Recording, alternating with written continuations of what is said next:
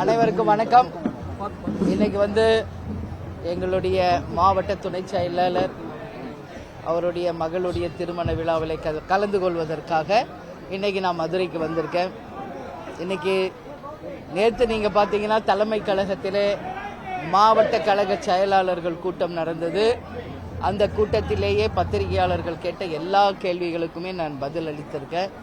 இன்னைக்கு எங்க மாவட்டத்தினுடைய துணை செயலாளர் கேப்டன் பிறந்த சொந்த ஊரான மதுரைக்கு உங்க எல்லாரையும் சந்திக்கிறதுல உண்மையிலே நான் மகிழ்ச்சி அடைகிறேன். அவர் யஷ்வின் பாபு பாத்தீங்கன்னா கேப்டன் மேல மிகப்பெரிய பற்று கொண்டவர், கட்சியின் மீது மிகப்பெரிய விசுவாசம் கொண்டவர் அவங்க குடும்பம். அதனால மணமக்கள் எல்லா பலங்களும் நலங்களும் பெற்று வாழணும் சொல்லி மனமாற வாழ்த்திட்டு இங்க உங்க முன்னாடி வந்திருக்கேன். எந்த கேள்வி வேணாலும் நீங்க கேட்கலாம். தமிழக அரசு ஏற்றுக்கொள்ளாத காரணத்தினால 2000க்கும் மேற்பட்ட கோடிகளை மற்ற மாநிலங்களுக்கு மத்திய அரசாங்கம்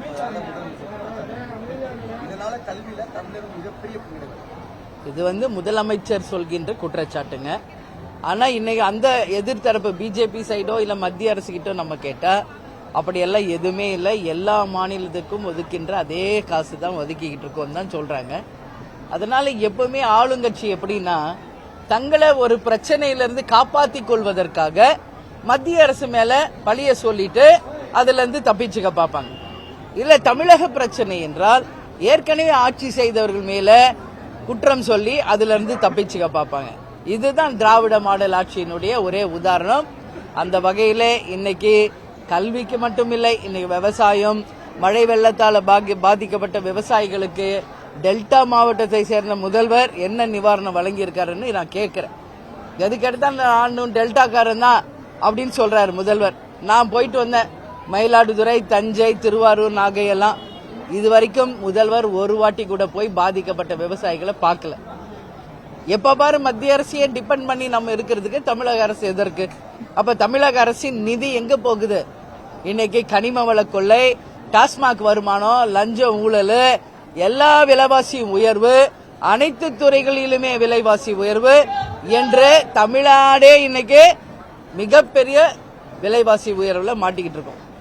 இந்தியாவிலேயே அதிக கடன் இருக்கின்ற மாநிலம், முதல் மாநிலம் எதுனா நம்ம தமிழ்நாடு தான். இந்த மாதிரி உதாரணங்கள் இருக்கும் பொழுது சாக்கு போக்கு சொல்லி நம்ம முதல்வர் தப்பிக்க முடியாது. ஏன்னா தமிழக மக்கள் வாய்ப்பு கொடுத்து வாக்களித்து அவரை முதல்வர் ஆக்கியிருக்காங்க. எனவே கொடுத்த வாக்குறுதிப்படி மக்களுக்கு அவர் நிச்சயமாக என்ன செய்யணுமோ அதை கண்டிப்பா செய்யணும். வெறுமனே அடுத்தாள் மேல பழிய போட்டு தப்பிக்கின்றத நிச்சயம் மக்கள் பார்த்துக்கிட்டு இருக்காங்க. இதற்கான பதில் 2026 நிச்சயம் தெரியும். அடுத்து விஜயகாந்த் சார் தான் முதலமைச்சர் பேசப்பட்ட காலகட்டங்கள்ல 2026 நம்ம தேர்தல் வருது. தேமுதிகவுடைய நிலைப்பாடு என்ன? ஏன் கூட்டணியை தவிர்த்துட்டு நீங்க முன்னிலைப்படுத்தி முதலமைச்சர் வேட்பாளர் ஆவதற்கான வாய்ப்பு இருக்கா? அவருடைய கனவு பலிக்கிறது இல்லை. தமிழ்நாட்டிலேயே முதல் முறையாக யாருடைய கூட்டணி இல்லாமல் தனித்து போட்டியிட்டு சாதனை படைத்தது தேமுதிக.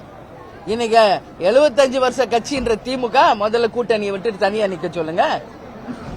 எதிரணியில் இருக்கின்ற அதிமுக கூட்டணி இல்லாம நிக்குவாங்களா? பிஜேபி இன்னைக்கு கூட்டணி இல்லாம நிப்பாங்களா? அப்படி கிடையாது.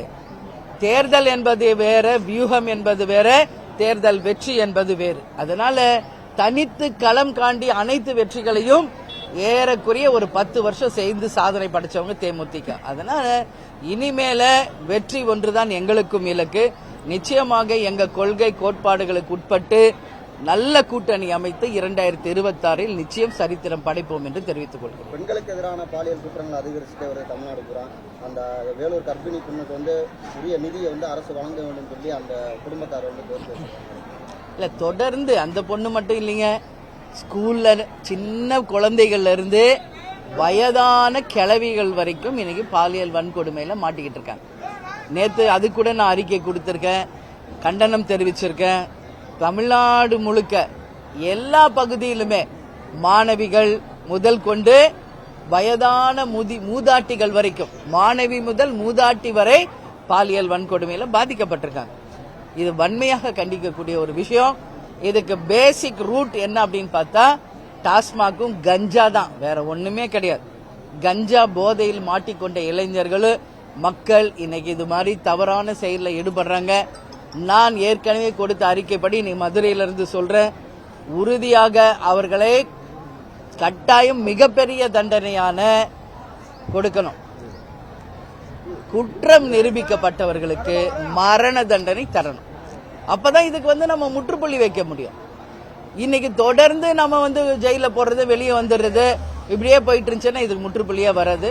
அதிகபட்ச தண்டனையான நிரூபிக்கப்பட்டவர்களுக்கு மரண தண்டனை இந்த அரசு உடனடியாக தரணும். ஏற்கனவே சிஎம் சொல்லியிருக்கார், பின்தொடர்ந்தா 5 வருஷம் இந்த மாதிரி பாலியல் வன்கொடுமை பண்ணா மிகப்பெரிய தண்டனை வழங்கப்படும். அது முதல் அவர் செயல்படுத்தணும். நிரூபிக்கப்பட்டவர்களுக்கு நிச்சயமாக மரண தண்டனை தரணும். மக்கள் பணிக்கு வருவதற்கு முன்னாலேயே எம்ஜிஆர் மக்களுக்கு நிறைய செய்திருக்காங்க. அதற்கு அடுத்தபடியாக பெரிதா செய்தது விஜயகாந்த் சார் நிறைய செஞ்சிருக்காங்க. ஓரளவு பேசப்படுது. ஆனால் விஜய் எடுத்துக்கிட்டீங்கன்னா இதுவரை மக்களுக்கு அரசியல் வாரத்துக்கு முன்னாடி எதுவும் செஞ்சது மாதிரி தெரியல. இப்போ சின்ன சின்ன நேரத்துக்கு பண்றாரு. அவர் அரசியலை ஜெயிப்பதற்கான வாய்ப்பு இருக்கா? எப்படி அவரை ஒரு நடிகர் அவரை எப்படி பாக்குறீங்க? அரசியலை ஜெயித்து விஜயகாந்த் சார் இடத்தை பிடிப்பதற்கு முயல்வதாக ஒரு தோற்றம் இல்லை. விஜயை தமிழகம் முழுவதும் பட்டி தேட்டி எங்கும் கொண்டு போய் சேர்த்தவர் கேப்டன். செந்தூர பாண்டி படத்துல எங்க வீட்டு பக்கத்துல தான் சின்ன வயசுல இருந்து இருந்தவர். அதனால விஜய் நான் எப்பவும் சொல்ற மாதிரி எங்க வீட்டு பையன் தான், அதெல்லாம் மாற்று கருத்து இல்லை. ஆனா சினிமா வேறு, அரசியல் வேறு. இதை நான் விஜய் கிட்டேயே நேரடியா பல முறை சொல்லியிருக்கேன். ஆனாலும் அவர் இன்னைக்கு அவ்வளோ பெரிய பிசினஸை விட்டுட்டு, அவ்வளோ பெரிய இன்னைக்கு ஒரு சினிமா துறையில இருந்து எல்லாத்தையும் விட்டுட்டு இன்னைக்கு அரசியலுக்கு வரார். அது நம்ம பாராட்டணும். முதல்ல இன்னைக்கு வரணும்னு நினைக்கிறாரு, இளைஞரா இருக்காரு. என்ன சாதிக்க போறார், என்ன சரித்திரம் படைக்க போறார் அப்படிங்கறத உங்களை மாதிரி நாங்களும் வெயிட் பண்ணிக்கிட்டு இருக்கோம். முதல்ல அவர் 4க்கு 4 ரூம்ல உட்காந்து பேசுறதை விட்டுட்டு பொது வேலைக்கு வரணும், மக்களை சந்திக்கணும், பத்திரிகையாளரை சந்திக்கணும், மக்கள் பிரச்சனையை கையில் எடுக்கணும். அப்பதான் அரசியல்ல நம்மளால நிலைச்சு நிற்க முடியும். இதை விஜய்கிட்டே நான் சொல்லியிருக்கேன். எனவே பொறுத்திருந்து பார்ப்போம் அவருடைய செயல்பாடு எப்படி இருக்கிறது. நேத்தே நான் பிரஸ் மீட்ல இதை சொல்லிட்டேங்க. அண்ணன் தம்பிகளாக இந்துக்களும் இஸ்லாமியர்களும் இன்று நேற்று இல்ல, எத்தனையோ வருஷமா இங்க வாழ்ந்துகிட்டு தான் இருக்காங்க. இவ்வளோ வருஷம் வராத புது பிரச்சனையா இப்ப வருது. இதுக்கு பின்னாடி முற்றிலும் அரசியல் தான் இருக்கிறது. மதத்தை பிரித்து, ஜாதியை பிரித்து அரசியல் பண்ணதான் பாக்குறாங்களே ஒழிய உண்மையில் சகோதர சகோதரிகளாக வாழ்கின்ற இந்துக்கள் மத்தியிலோ இஸ்லாமியர்கள் மத்தியிலோ எந்த பிரிவினும் இல்லை. எனவே இது மாதிரி மதத்தை தூண்டி அரசியல் செய்வது மிக மிக ஆபத்தான ஒரு விஷயம். இது எப்போதுமே திமுக ஆட்சியிலுக்கு வந்தா இது மாதிரி விஷயங்களை செய்வது அவங்களுடைய வழக்கம். அதனால நிச்சயமாக இது உடனடியாக முற்றிலுமாக நிறுத்தப்படணும். இதற்கு இப்பயே முற்றுப்புள்ளி வச்சோம். இது தொடரக்கூடாது. இது மிகப்பெரிய ஒரு அபாயத்தை உருவாக்கும்.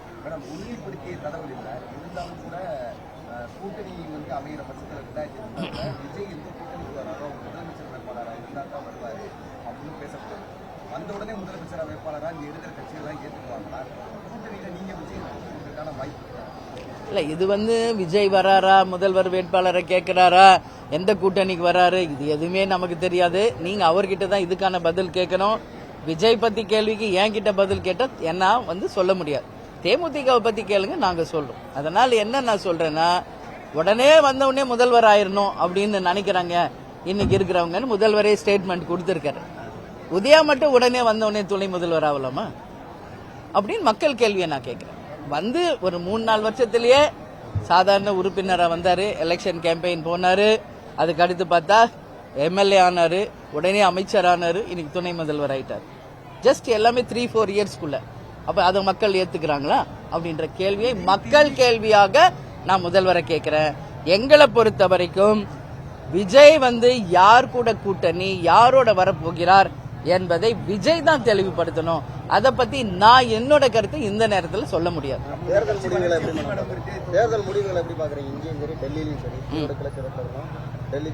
இல்ல டெல்லியில கெஜ்ரிவால் தோல்வி விட்டுருக்காருங்க. அதுக்கு என்ன ரீசன்ன்றதை எங்க கட்சியும் டெல்லியில இருக்கு விசாரிச்சோம். தொடர்ந்து 10-15 வருஷமா ஆம் ஆத்மி கட்சி தான் அங்க ஆட்சியில இருந்தாங்க. அவர் மீதும் ஊழல் குற்றச்சாட்டுகள், நிறைய பிரச்சனைகள் வந்தது. அவராலையுமே அந்த ஊழல்ல இருந்து நிரூபிச்சு முடிஞ்சு வெளியே வர முடியல. யூஸ்வலாவே நம்மளுக்கே தெரியும், தமிழ்நாட்டிலேயே 5 வருஷம் அவங்கன்னா 5 வருஷம் இவங்க மாத்தி மாத்தி ஓட்டு போடுறதா நம்ம மக்களுடைய மனநிலை. அந்த வகையில் இந்த முறை கெஜ்ரிவால் வந்து வெற்றி பெறல. மிகப்பெரிய கேப்புக்கு அப்புறம் இன்னைக்கு பிஜேபி ஆட்சிக்கு வந்திருக்காங்க. சென்ட்ரல்லையும் அவங்க தான், கேபிட்டல்லையும் அவங்க தான். என்ன அவங்க சாதிக்க போறாங்க என்பதை நிச்சயம் வெயிட் பண்ணி பார்ப்போம்.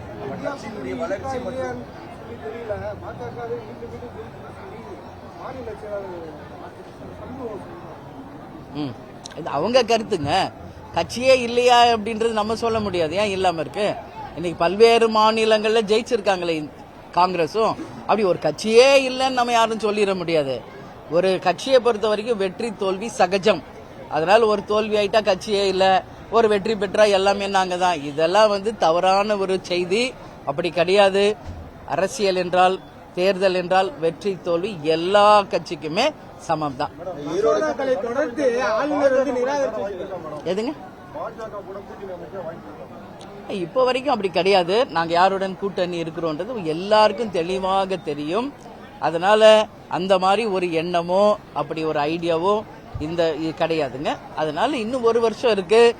எப்படியெல்லாம் அரசியல்ல மாற்றங்கள் வரப்போகுது, யார் யார் கூட கூட்டணி வரப்போறாங்க என்பதெல்லாம் நம்ம பொறுத்து இருந்து தான் பார்க்கணும்.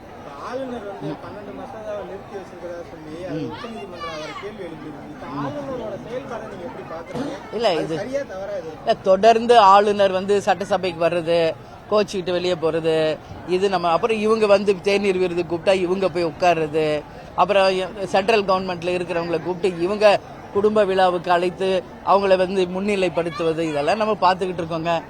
நான் தான் ஒரே வார்த்தையில சொல்றேங்க, எல்லாத்துக்குமே பின்னாடி இங்க அரசியல் தாங்க இருக்கு.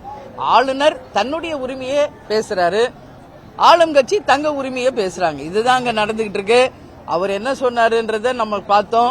தமிழ்தாய் வாழ்த்து முதலையும் பாடணும் கடைசிலையும், இது தேசிய கீதம் முதலையும் பாடணும் கடைசியும் பாடணும்னு சொன்னாரு.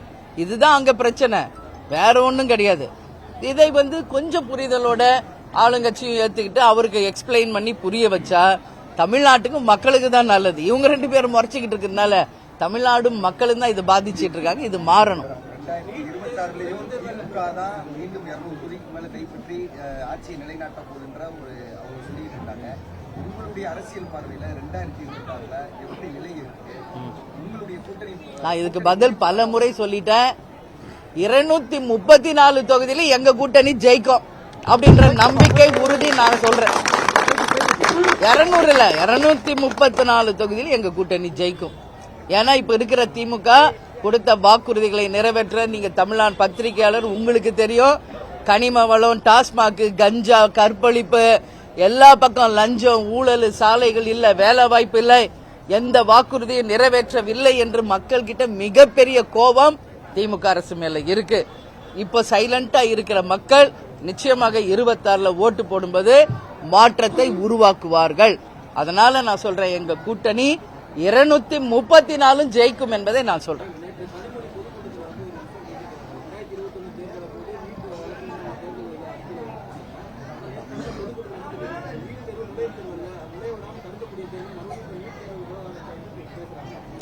ஏன்னா 1 வருஷம் இருக்குல்ல தேர்தலுக்கு, உடனே நீட்டை கையில் எடுப்பாங்க, மதத்தை கையில் எடுப்பாங்க, எல்லாத்தையும் கையில் எடுப்பாங்க. நான் என்ன சொல்றேன், நீட்டை வந்து ஒழிக்கவே முடியாது என்பது இந்தியா முழுக்க விதிக்கப்பட்ட ஒரு சட்டம். அதை வந்து அரசியலாக்கணுன்றதுக்காகவே ஆட்சிக்கு வந்தவொடனே நாங்க நீட் தேர்வை ரத்து பண்ணுவோம் சொன்னது திமுக தான். மக்களோ மாணவர்களோ டீச்சர்ஸோ பேரண்ட்ஸோ கேட்கல. அதை வச்சு அரசியல் ஆதாயம் ஓட்டு கிடைக்கும்னு சொன்னது திமுக. ஆனா இன்னைக்கு வரைக்கும் அவங்களால அதை சரி முடிக்க முடியல. அப்போ இது வந்து நீங்க நிச்சயமாக பொய் வாக்குறுதிகளை கொடுத்து திமுகவையும் உதயாநிதி, கனிமொழி, ஸ்டாலின் தான் நீங்க கேட்கணும். இது தவறான ஒரு செய்தி, வன்மையாக கண்டிக்கக்கூடியது. மாணவர்களையும் ஆசிரியர்களையும் பேரண்ட்ஸையும் குழப்பாதீங்க. நீட்டு வராதுன்றது முடிவாயிருச்சு, எதுக்கு மறுபடியும் குழப்பிக்கிட்டு இருக்கீங்க அப்படின்றது புரியல. அதனால நிச்சயம் இது வன்மையாக கண்டிக்கக்கூடிய ஒரு விஷயம். போலாமா?